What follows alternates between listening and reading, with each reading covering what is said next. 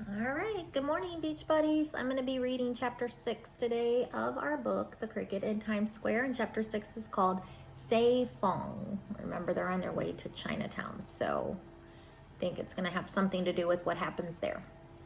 All right, chapter 6.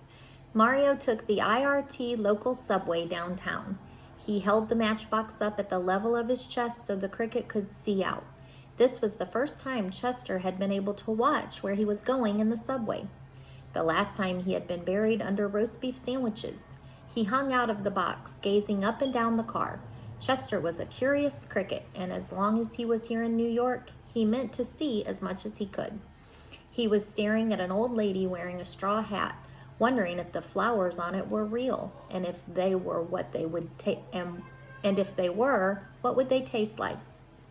When the train lurched to a halt. Like most people who first ride the subway, Chester wasn't used to the abrupt stop. He toppled out of the matchbox into Mario's lap. The boy picked him up again. "You've got to be careful," he said, putting his finger over the open of the box so there was just enough room for Chester to poke his head out. At the Canal Street stop, Mario got off and walked over several blocks to Chinatown. Chester craned his head out as far as he could to get a look at New York by day. The buildings in this part of town weren't nearly as high as they were in Times Square, but they were still high enough to make Chester Cricket feel very small. Couldn't see those words there. In Chinatown, as Papa had said, all the shops were closed. Mario walked up and down the narrow, curving streets, zigzagging across them so he could look in the windows on both sides. In some, he saw the cardboard shells that open up into the beautiful paper flowers if you put them in a glass of water. And in the others, the glass wind harps that tinkle when they're hung in the window where the breeze can reach them.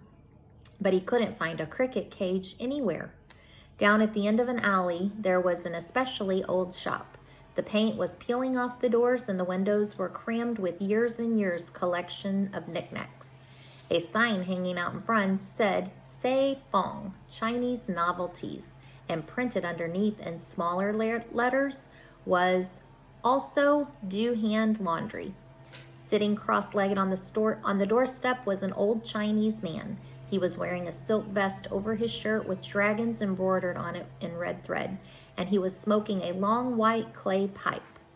Mario stopped and looked in the shop window. The old Chinese man didn't turn his head, but he looked slyly at the boy out of the corner of his eye. Slowly, he drew the pipe out of his mouth and blew a puff of smoke into the air.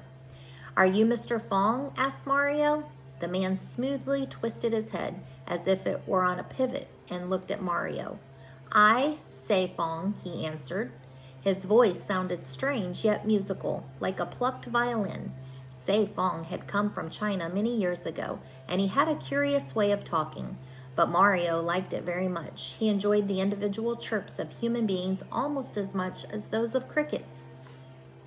"I would like to buy a cricket cage if you have any," said Mario.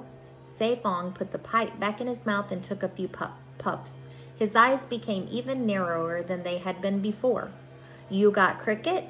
he asked finally in a voice so soft that Mario could hardly hear it. "Yes," said Mario, "here he is." He opened the matchbox. Chester and Say Fong looked at each other. "Oh, very good," said Say Fong, and a remarkable change came over him. He suddenly became very lively, almost dancing a jig on the sidewalk. "You got cricket? Very good." He was laughing delightedly. Mario was startled by Say Fong's quick change. "I want to buy him a house," he said. "Come and shop, please," said Say Fong. He opened the door and they both went in. Mario had never seen such a cluttered room. It was a jumble of Chinese odds and ends. Everything from silk robes to chopsticks to packages of hand laundry littered the shelves and chairs. And there was a faint sweet smell of incense in the air. Say Fong brushed a pile of Chinese newspapers to the floor. "You sit, please," he said, motioning Mario to the chair he had cleared. "I back soon." And he disappeared through a door at the back of the shop. Mario sat very quietly. He was afraid that if he moved, he would be buried under an avalanche of Chinese novelties. In a glass case right in front of him was a row of Chinese goddesses carved in ivory. They all had the strangest smile on their lips, as if they knew something nobody else did. And they seemed to be staring straight at Mario. He tried to look at them, but he couldn't keep it up, and he had to look away. In a few minutes, Sei Fong came back into the room. He was carrying a cricket cage in the shape of a pagoda. There were 7 tiers to it, each one a little smaller than the one below, and it ended in a slender spire. The lower parts of the cage were painted red and green, but the spire was golden. At one side was a gate with a tiny latch on it. Mario wanted to own the cage so much that he tingled all over. But it looked awfully expensive. Sei Fong held up the first finger of his right hand and said solemnly, "This very ancient cricket cage? Once Cricket, who belonged to Emperor of all China, lived in this cage. You know story of first Cricket?"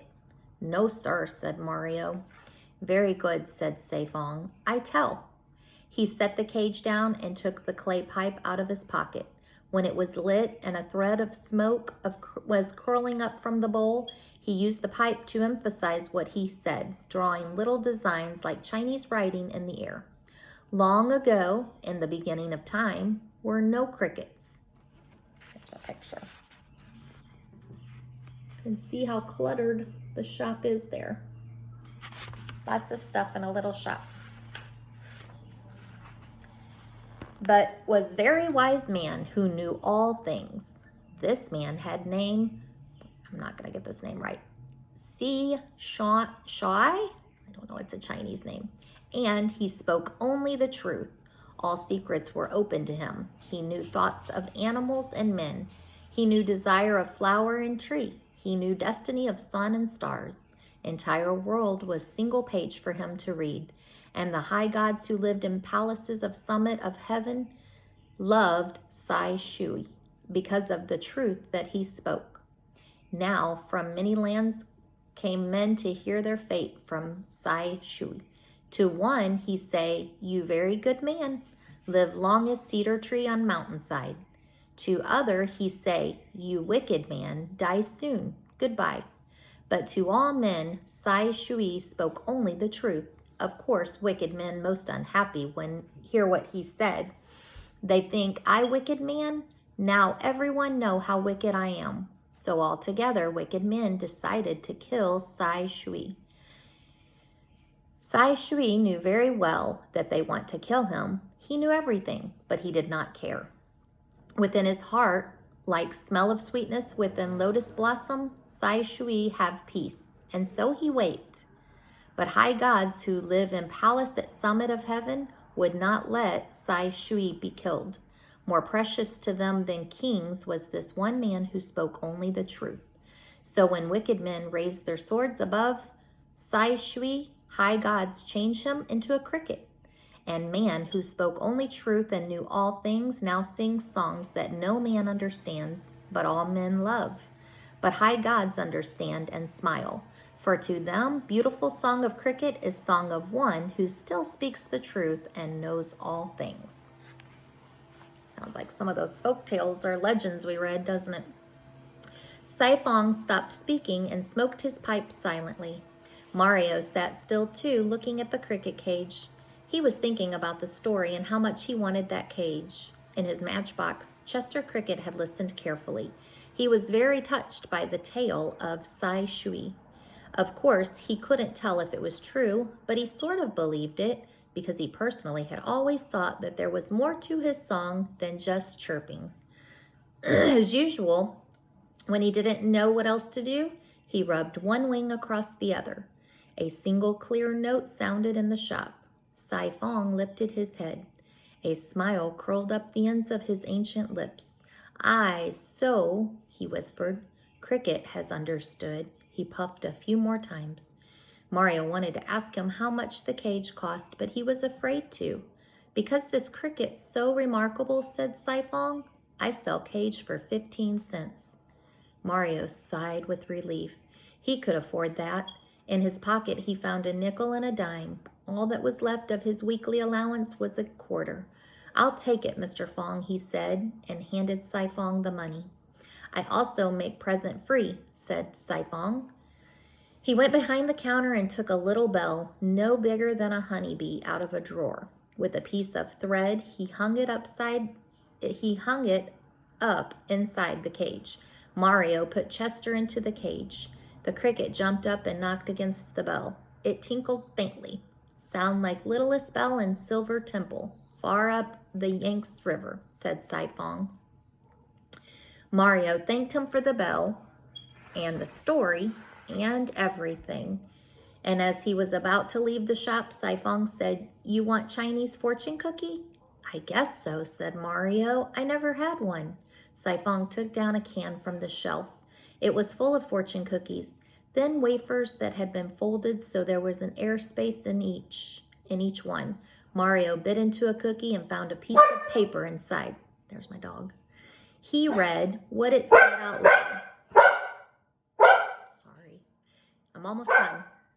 It said, good luck is coming your way. Be ready." "Ha ha," laughed Saifong.